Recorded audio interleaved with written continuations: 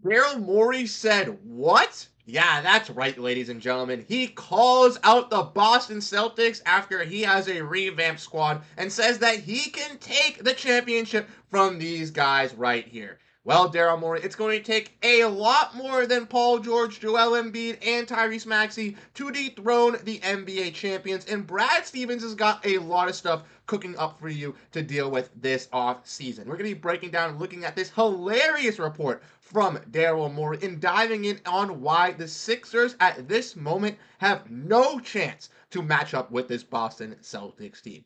Welcome back to Celtics Digest. I'm Bruce Velez. If you guys enjoy the daily Boston Celtics content, make sure to hit that like button, make sure to hit that subscribe button to stay up to date in the loop as the offseason is still continuing. There still is news revolving around this team dropping. But without further ado, let's dive into the video. Make sure to grab a snack. And like I mentioned in the introduction, Daryl Morey is absolutely wild, ladies and gentlemen. That is right. He is saying some crazy things today, and we saw this via Twitter. You want to look at this quote, courtesy of Daryl Morey on a radio show, I believe it was 97.5. He said, we are coming. We are going to be coming to take the title away from them, referring to the Boston Celtics. And Daryl Morey, this is hilarious. I know that you made some splashes bringing in Paul George, going after the Celtics Killer and Caleb Martin. But in this video, we're going to prove to you guys why the Philadelphia 76ers, even though they have made moves to get here to bolster their team this year, I believe that they are still not the top team in the Eastern Conference that can match us. Meanwhile, the top two team to match us in the Eastern Conference. We're going to be diving in, looking at all those implications. First, let's look at these rosters, ladies and gentlemen. That's right. As we all know, the Boston Celtics have 14 guys on their roster at this very moment. They still have one open roster spot, and they brought back everybody so far. The team has been, brought back besides Steve Mykhailiuk and O'Shea Brissett, but with not bringing back those two guys, Baylor Sherman has filled in that Steve Mykhailiuk role.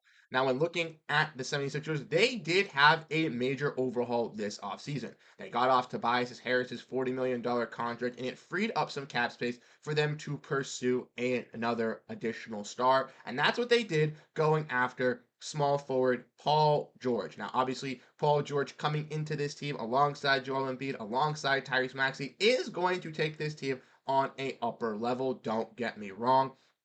But there are a lot of question marks with Paul George, with Joel Embiid, and with this overall roster as a whole. We're going to be diving in and looking and exploring those right now. First, why don't we look at Joel Embiid? Joel Embiid has been a dominant player, a player who has been in the MVP race the last couple seasons and won it just 2 seasons ago, and most likely would have won it last year if he did not suffer an injury. This is Joel Embiid's career played in games. Now, obviously, last year he only played around 39 games, and that was the second lowest compared to his rookie season. But as we see, there are 82 games in a season, and Joel Embiid, on average, will play between 50 and 60 of those games.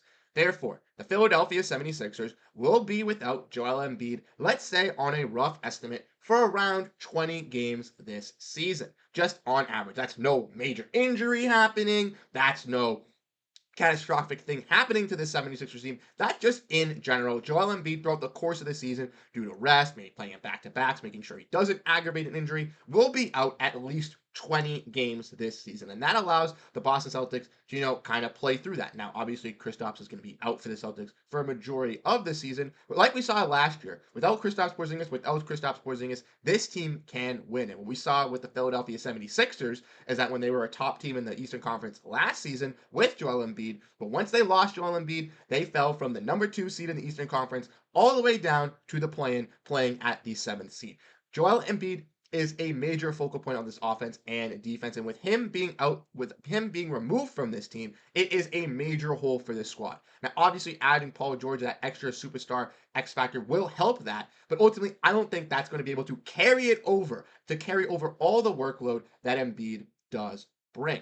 Next, why don't we look at Paul George? Not to mention, Paul George has had some injury concerns in his career. These are the last 5 seasons that Paul George has been in Los Angeles, the only 5 seasons that he spent in Los Angeles, and these were some of his lowest totals on season games. Now, last year, he did play his highest total in Los Angeles with 74 games. So maybe this is a little bit of a bounce back. Maybe Paul George isn't going to be dealing with as many injuries. We saw early on in his career, obviously, with Team USA and obviously the Olympics and all that stuff. He obviously suffered a leg injury in Indiana, then healed on, had a pretty solid career staying healthy in Oklahoma City. But then once he got to Los Angeles, had a little bit of some injury years and also playing alongside another injury-riddled star in Kawhi Leonard. Now, Paul George going from Kawhi Leonard to Joel Embiid basically is the same amount of games that is going to be played by a certain player. Kawhi Leonard maybe out a little bit more games than Joel Embiid, but both players will be suffering time out. So that means Paul George is when he is called for, when he needs to step up, he's got to be that second star for the 76ers team, or even first star alongside Tyrese Maxey on some nights if Joel Embiid is out. Now, I do believe that he can be able to carry that load and will be, more of an extra oomph on the offense and defensive side compared to Tobias Harris. But still, you look at this here, you see Joel Embiid's going to be out for around 20 games. Let's factor in Paul George will play around 50 games as well, 50 to 60 as well. That means that regardless, Joel Embiid and Paul George combined will miss at least 40 games, almost half this season, if not on some nights where they're both missing the same game. That's just crazy. On nights where Tyrese Maxey is doing it all by himself, yes, he can get some wins versus some of these bad teams. But if you have Paul George and Joel Embiid out for a long period of time, this Sixers team is going to do what it did last year. Start falling, start falling, and start falling, and start falling. And yes, they did make some key adjustments at their role players, looking in, bringing back Kyle Lowry, who's a solid point guard who tried to finish out the end last year. Bringing back Kelly Oubre, who's a solid wing. That was a very, very integral piece for their success. Looking at guys like Reggie Jackson, who can help bolster them up on that bench point guard role with Jared McCain not looking the greatest in the Summer League. But still, even when you get down to those points, I still believe the Boston Celtics here with guys who have been to the NBA Finals, guys who have been through the gauntlet of the playoffs last year, are battle tested and ready to step up to the occasion to any Philadelphia 76er standing in our way. The next person I want to talk about that was a major addition to this team was the Celtic Killer, Caleb Martin. Well, ladies and gentlemen, just because Caleb Martin had one good series versus Boston in 2022-2023 does not mean that he had a good series versus them last season. We want to look at the first round matchup versus Boston this year where Miami lost 4-1. We can obviously see Caleb Martin had his great shooting game in game 2 where everybody was scared again that the Heat were going to bounce back and take out the Celtics. But besides that, Caleb Martin had one game where he had over 15 points and shot 50% from the field from three-point range. Every other game, not doing it. And that's what I'm telling you. Caleb Martin is not going to be that guy for this 76ers team. And we've seen with guys like Gabe Vincent, who went on to the Los Angeles Lakers, and guys like Max Strus, who went on to the Cleveland Cavaliers. In the Heat culture, they succeed, they blossom. But outside the Heat culture, it's a little bit of a rude awakening for some of these guys. And who's to say that it won't be different for Caleb Martin? In my opinion, I am not worried. Yeah, he can be a decent defender, but I'm not worried about him at all on the offensive side, on that part of aspect, hitting threes and being a knockdown shooter. And lastly, as we all know, kind of telltale with this Celtics team here and the 76ers. The Sixers have a 3-8 record versus the Boston Celtics in the playoffs in the last 5 seasons. So regardless of how the regular season looks, regardless of what happens, the 76ers on paper and in the record books here are supposed to lose to the Boston Celtics regardless of if it gets to the playoffs. We all know that it's not a rivalry, as Joel Embiid says. They always kick our ass, and that's what we're going to see, I believe, this season. Philly is tough. Yes, they did get better. Yes, they did address some weaknesses in their lineup. But truly, I still don't believe that they are the number one, or even number 2 team in the Eastern Conference.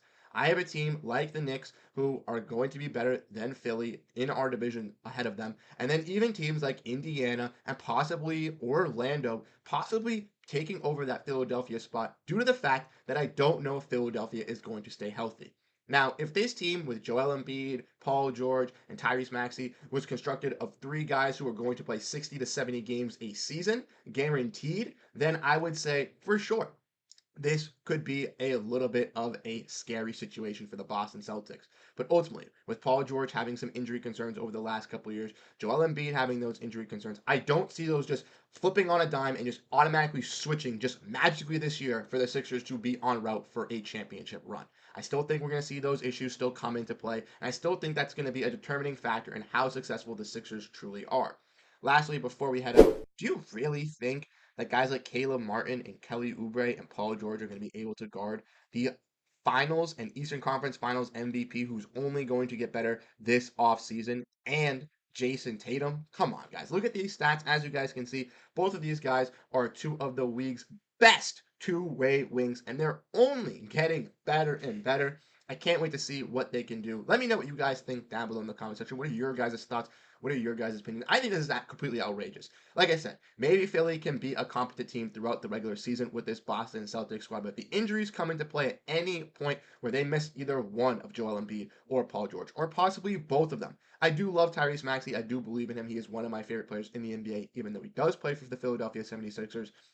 And I think he will take that leap, but ultimately, I don't know if he's going to take that leap to carry this team to a top 3 seed if they have to deal with injuries throughout the entire year. Like I said, let me know your thoughts down below. Let me know how you guys are feeling about this Celtics team. And if you want to stay updated on daily Boston Celtics content and coverage throughout the entire off season, hit that like button, hit the subscribe button. This is the place for you. The weekly live streams are going to be starting back up next week. Like we mentioned, we'll have a update revolving around that on the community page. So you want to stay up to date on that. And then check out the links in the description. Join the Discord. Come chat about Boston Celtics stuff. Follow us on Twitter to get some more updates and more insights on the NBA from my perspective.